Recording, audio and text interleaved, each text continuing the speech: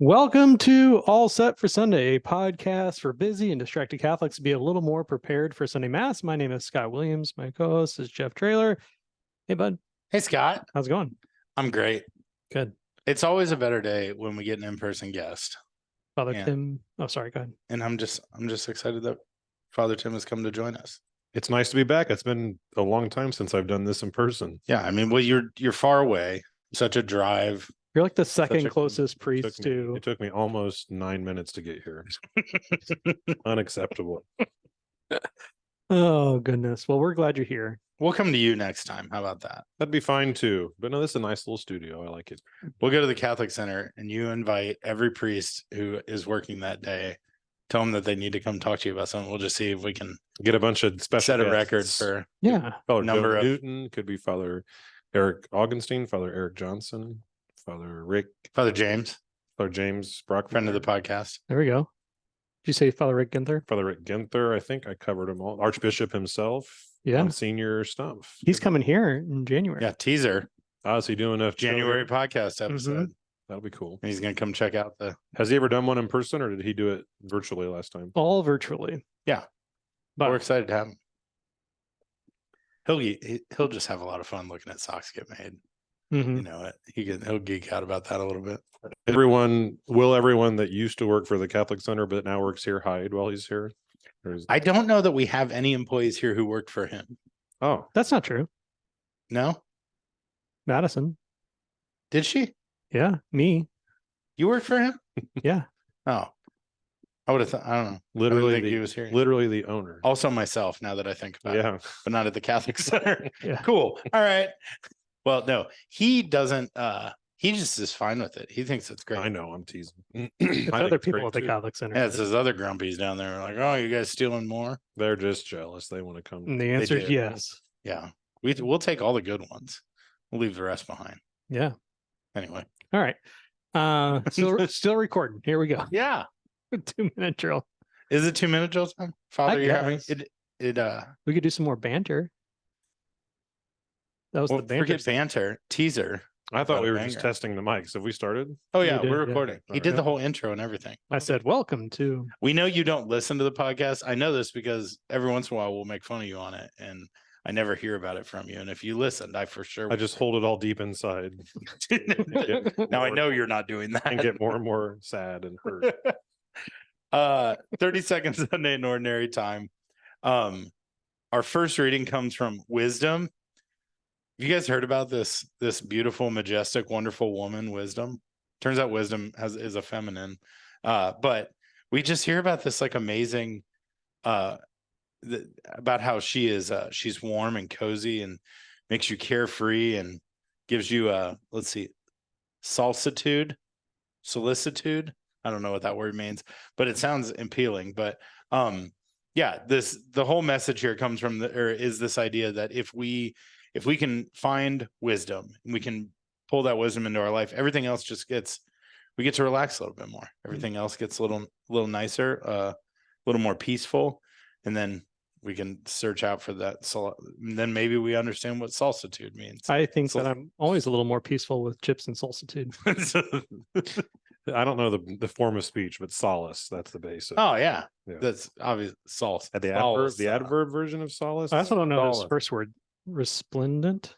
What's that mean? I don't know. We capped this reading with 2 words that I don't know. So things that I'm lacking. Wisdom.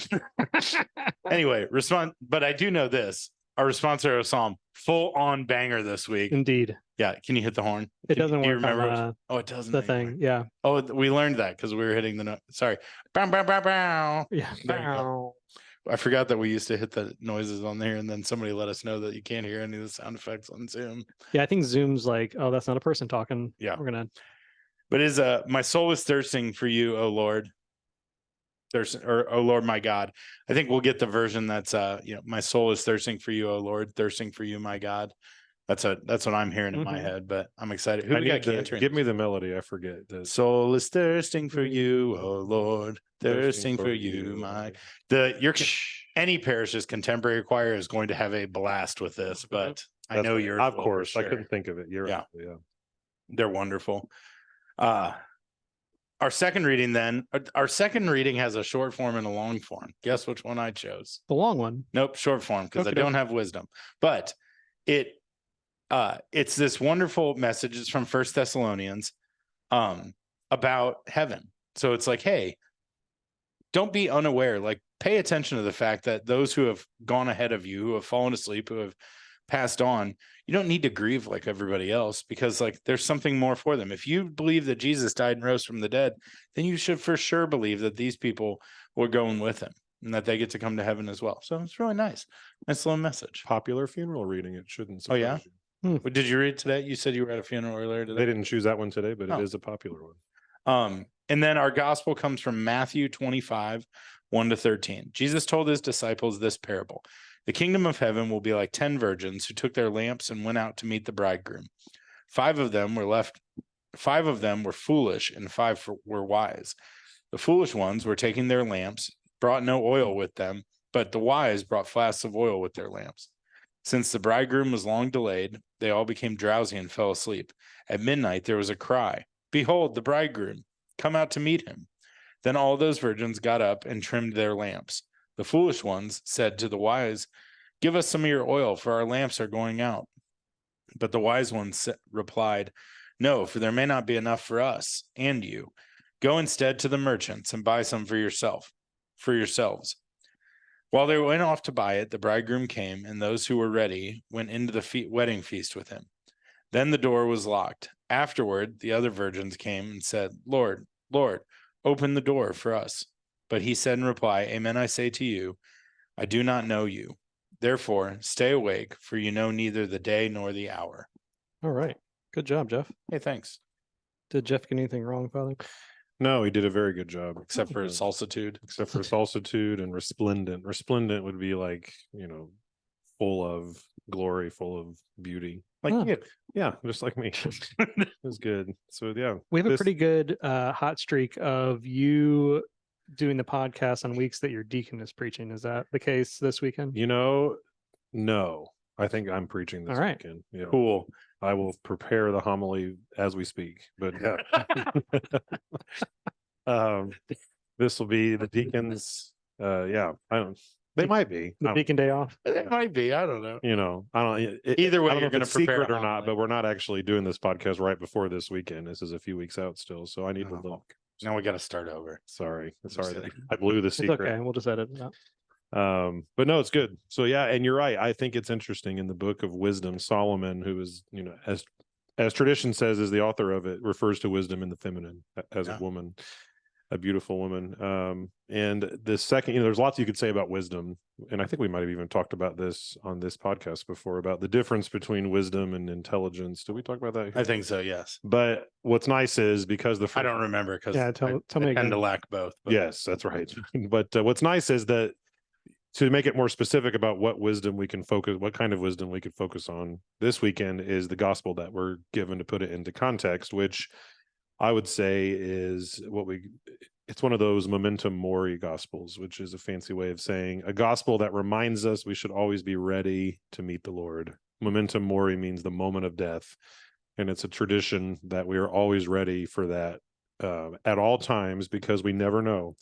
We never know the hour when we will be called before the Lord, or when the Lord will come back the second time. And if we're not ready for that, as the virgins who were foolish and unready, then we've missed the mark. So it's true wisdom is is our constant reminder that we are always ready to make an account of our lives and to meet the Lord, which has the result of then enabling us to live the Christian life in its fullest.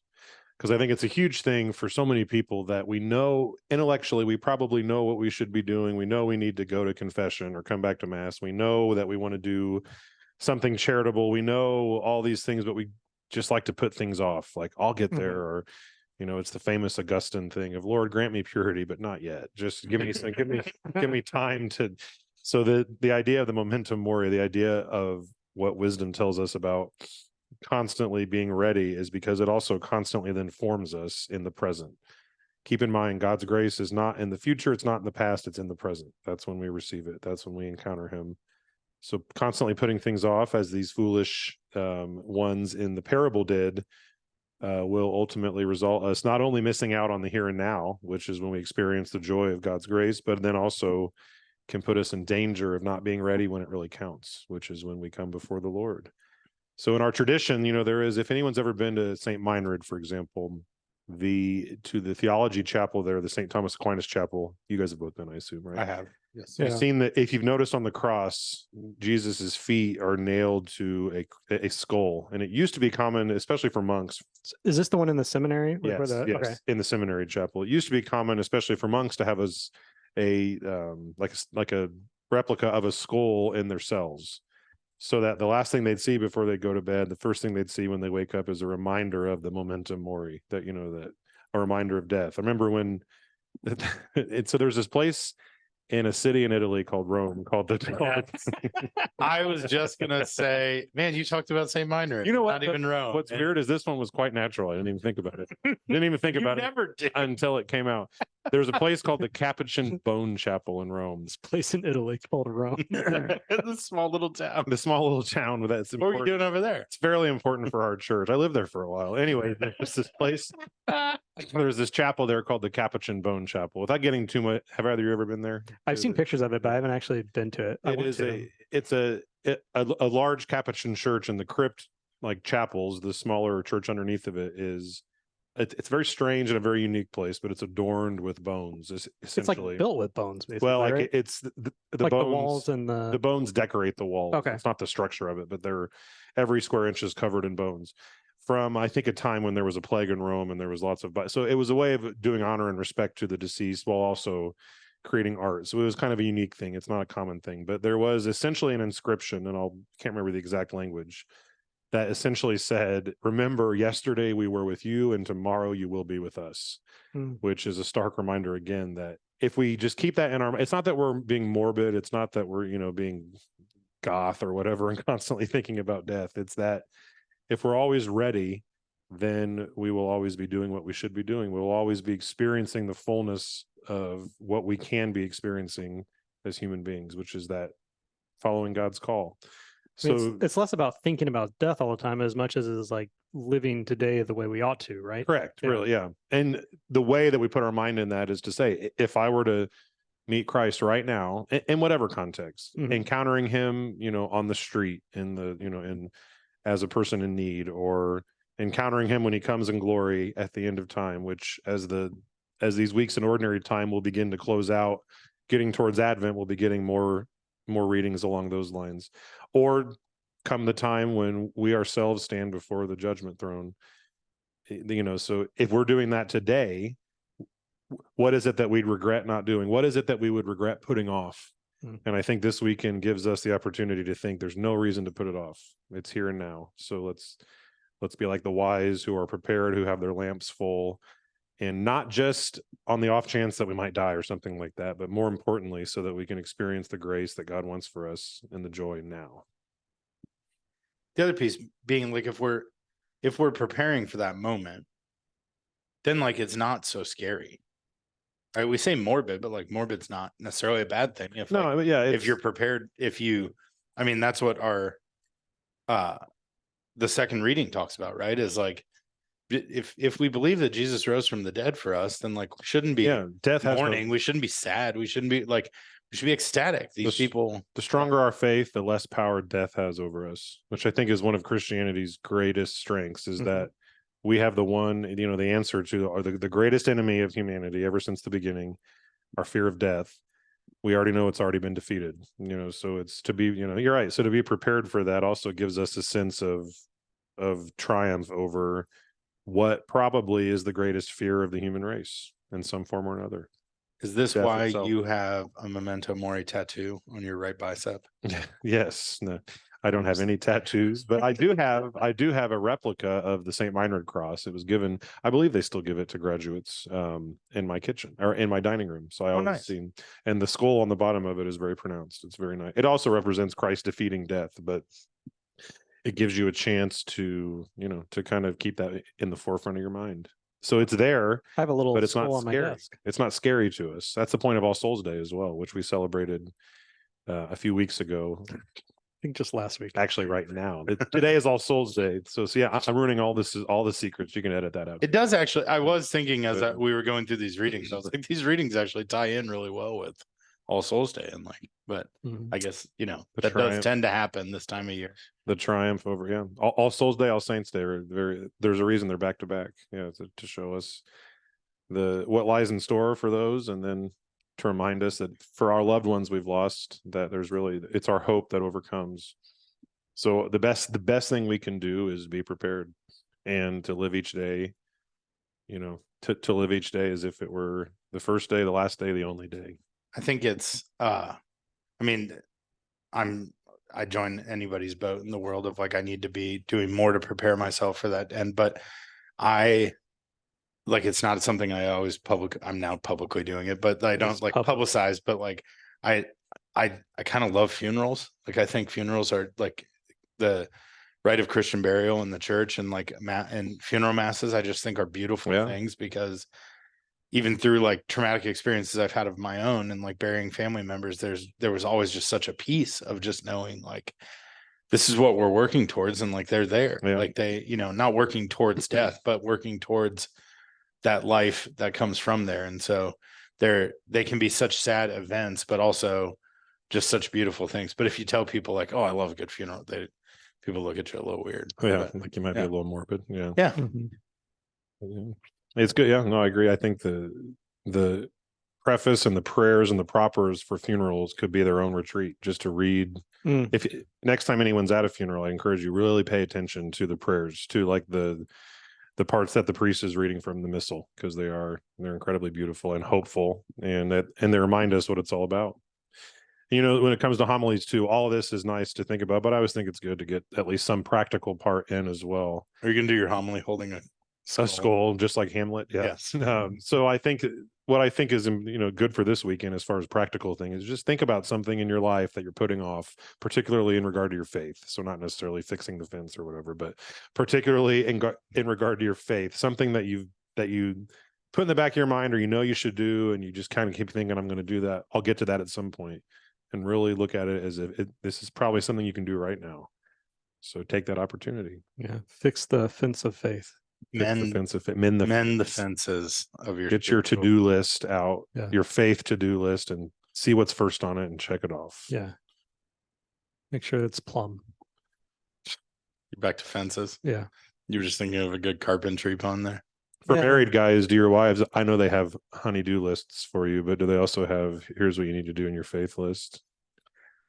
Knowing both your wives, I think you would both benefit tremendously from that. So yeah, like they do. Well, I mean, we say that, but like, I don't know that having a list is probably the best of execution, but because it could lead to execution. But see what I did there? Which, based on what we've just learned, I wouldn't be afraid of. But it is like the call of our marriage, right? Exactly. Yeah.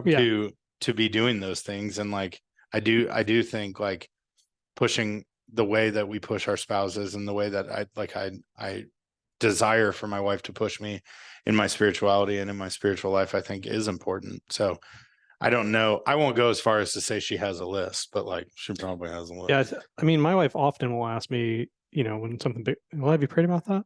Like, is that something that we should just do, or is it something we should take to prayer? Like, she very much encouraged me to go to spiritual direction like 6 months ago, and that's been incredibly fruitful and probably something that you always kind of knew. Yeah, that'd be nice. I'll get to that one day.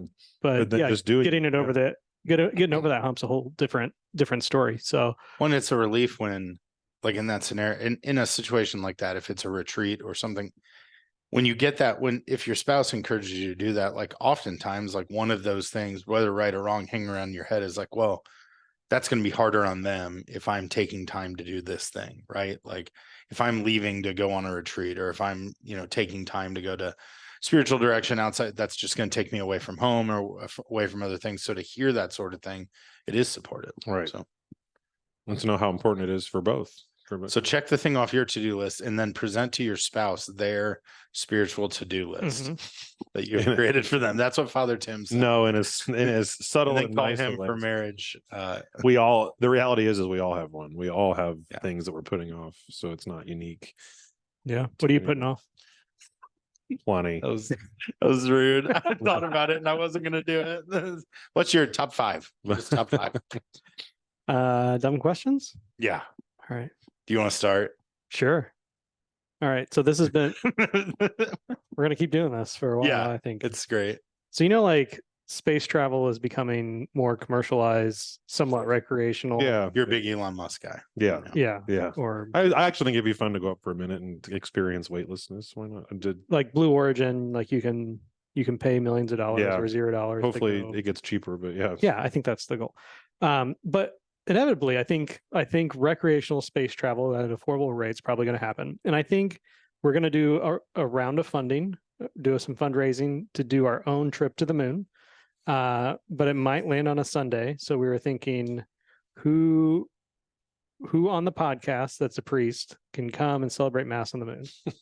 And would you celebrate Mass on the moon with us? I think that would be a blast. Yes. Of course. You've gotten 2 no's so far. So. Yeah. I mean, it would depend on how far the It technology depends is. on like, do I have things to do? I Do don't have think Colts tickets at Sunday? No, I mean, if it's, let's say we get the cost under $30 million a person, and I mean, assume that you're traveling as a priest. It's like going on a cruise. You're okay, covered. like Yeah. the spaceship trap and the captain. You don't have to put it in your parish budget. Like, well, You Yeah, can do a campaign. I'd imagine we would hear the Blue Danube, the 2001 da, da, da, da, da, dun, dun, dun, dun, as we're going towards there. I have probably. a very clear image of what space travel to the moon. All right. So we got our first yes. That's great. Yeah, You- the Father, jurisdiction. Who would have do you think jurisdiction? you'd over be- the moon? That's the fun part. that's where this started. You know the Yeah. answer? It would be Houston, right? Because that's No. or Cape Canaveral or wherever Orlando. Orlando. So that's where Houston was the control center where they took off from. Yeah, But this so is you'll need actually to a submit thing. a Yeah. letter of good standing to From the Bishop of Orlando. That's right. Yeah. Could we get a copy of that letter? Can we Sure, yeah. officially submit this? Just give me.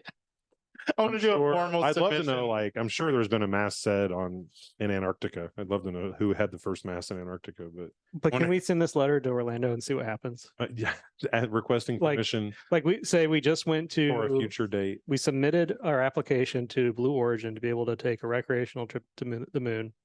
Plus, we'd probably be the first people on the moon. Didn't they fake it in the 60s? Wasn't that a Stanley Kubrick movie or something that he directed it all? I didn't see that Do you coming. think you'd be the tallest person to travel in space? If I went right now, probably. I don't know if astronauts, they probably keep them from being too big. So they Yeah, fit that's them. what I'm saying. Probably, I yeah. feel like Russians are pretty tall. Yeah, I'll bet Yuri Gagarin was a Russian. He's probably tall. I don't know. They would have like genetically modified him to be what they need. Yeah. All right. Next question. I've got a whole list of them here, but I thought of this last week and then we got off going. So now that you've just given a firm yes, here's my next question. We've learned that the Bishop of Orlando is the Bishop of the Moon as well, right? And you were talking about Antarctica. Lunar Bishop. Yeah, the moon. The lunar. You talked about but like every part of the earth is episcopally covered by somebody, Yes, correct? yes. So what about the oceans? So really, any part that's not Maritime Bishop. any part that Yeah. not really incorporated into a diocese, and I think if they made the moon, like I would say this is where the moon falls in now. It just all falls under the propaganda fide. The Vatican office. No, but I think the moon thing is like a real thing. Well, at least God presented it. Well, like I it think was it's real. like it's a hypothetical. Like I don't know if it's ever been officially declared because the Pope gets to decide the jurisdiction of what. I thought we had you on here because you've got like doctoral degrees and stuff. That's not. I don't have a doctoral degree in anything. So no. But the oceans, no. I mean, international waters. I think it would just all fall under the jurisdiction of like What does that mean? cruise ships are like the port that it leaves from. I think, okay, and so that's Like why Cape that Canaveral, leaves from that time, or like when that the it's, ship like, launched, based out of, that it. That's a good question. like the flag that it flies. Probably the flag that it flies. It's home So port. they're all Sudan. Yeah, Sudan. I don't know. There's a lot of flag. I don't know. So it's not like But- if you go to the Eastern Caribbean, like it doesn't change every time you go to a different island. Oh, it would if the islands were a part of any country or diocese. So like if I go to 3 different countries on a trip, Then you're 3 different dioceses, 3 different jurisdictions, 3 different. every time I go out to the water, it's the one that I just left. You know, I'd have to Like, look that up. Where I don't where know. do you record the baptism Yeah. that happens on? I Where don't- do you go I to don't know. find this information? You'd have to. I'm sure I could find it somewhere on some canon law. Bet you won't. I'll look it up and then. Do you guys have and like your I'll own send it Facebook to group you. or what? We have a list server. There's like there's like a chat online or a what do you call those message boards online? So you're telling me all the canon There's like a lawyers canon are on law Reddit. version. There's a You're canon on law Reddit. version of Reddit. I'll put it on. This is the best. I want it. Yeah. Oh gosh. I just want to like screen record. I think it's that the port that conversation. it'd be the port that the ship has, like it's that's port of call would be the port that it would happen on. International waters though aren't really a part of any. That's why, you know, the old joke is you go to international waters to commit crimes because there's no legal jurisdiction from any specific. So the place. captain is of the boat is the bishop. No, No. but the bishop would be, if it wouldn't fall under any diocese, it would fall under the jurisdiction of the propaganda. So now I'm wondering, like, so if Which you is for if you are a priest unincorporated that travels places. on a like on Wait, 'cause hang on. Before you get, what did you just say? The propaganda, the what? So the office of missions in Rome is for like unincorporated places like Antarctica. Okay. You know what I mean, you know, like so places where dioceses have never been established. Hmm. so there's a bishop who has the episcopal role over the mission. The prefect of the congregation, yeah, or So the if you- dicastery now. But If you wanted to celebrate Mass in Antarctica, who did you have to ask? you would permission ask, I believe you would, unless there's also like military bases in Antarctica, which would fall under their home countries. But if you were just out in the middle of Antarctica, you would probably ask from the propaganda fide, from the mission office. from? Interesting. As far as I know there's one permanent church on Antarctica, but it's Greek Orthodox. That's not ours. Hmm. At like one of the bases, one of the military bases. This This is a strange topic. This We is got into great. all this. is great. A couple weeks ago, there was a reading about aliens, so that's how. Yeah, aliens and That's how we got into the whoever gets to Mars. I guess Elon Musk will get to claim Mars for himself. That's what we were trying to figure out. Like, does the Bishop of Mars depend on where the spaceship that goes there first takes off? Probably. Well, I think the Bishop of Mars, it would depend on the Vatican, but that would be probably where they would default from if they had to, if it didn't get to be its own diocese. Yeah. You think there's Like there's some precedents, like all of Greenland is under the ecclesial province of Denmark because it was their land, even though now it's its own country. It's still the diocese of Copenhagen, because that's just historically where it came out from. So maybe the moon or Mars would be like that. So this is the kind of thing I Is think that the capital of Denmark, Copenhagen? I think Whatever this the is the capital sort of thing that should be being discussed at the USCCB meetings. It's like, guys, how do we take Mars? Like, how do we get this? Maybe we should wait till we're a little closer to sending people there. I'm still skeptical if that'll be within our lifetimes. There's a But Tesla on its way right now. but we'll see. All right. Here's changing Okay, what? go ahead. Oh, I was gonna say changing topics here. When you're giving a homily, obviously not you. Your homilies are so engaging and always so thrilling, and this wouldn't happen to you. But hypothetically, are you ever giving a homily and you can just tell when you've lost the church? Oh, sure. Like when you've lost them, Or at least people. Yeah. If you're looking out at people, people's facial expressions reveal quite a bit about what's going on. does that affect you when you're doing that? There are times where I'll look out, and I think particularly at kids' masses, because kids have, sort of less attention spans than adults, that if you can kind of see their eyes glazed over, then you might wrap it up quicker than you were going to. Like you said, it rarely happens to me. People are always enthralled, Mhm. but no, you do, yeah. Or if there's like, if you say something and you notice everybody kind of perk up or kind of lean in, then at the next mass, you might emphasize that point more. Oh, so is your best homily the last one you give on a Sunday? I always say it's the second, not the first, not the last. Because the last you're kind of tired. The first you're still working it out. Not working it out, but working out the kinks. So the second one is usually the best if you have 3 masses. That actually correlates pretty good to like teaching. Like when I was Yeah. teaching, it was Middle of the similar. day. Like my first lesson was always the longest. The one at the end of the day, I was always 20 minutes shorter. Like I just narrowed it down to like, here's the things you guys need to know. Yeah. I'm done talking. But Especially priests that have to say 4 or 5 masses on the weekends. At those more busy assignments, that would be I'm sure it's like that too. All right. We've talked a lot. Yep. I've got more questions, but Save them for next time. yeah. All right. Thanks for having me. Thanks, Father. Bye. To the moon.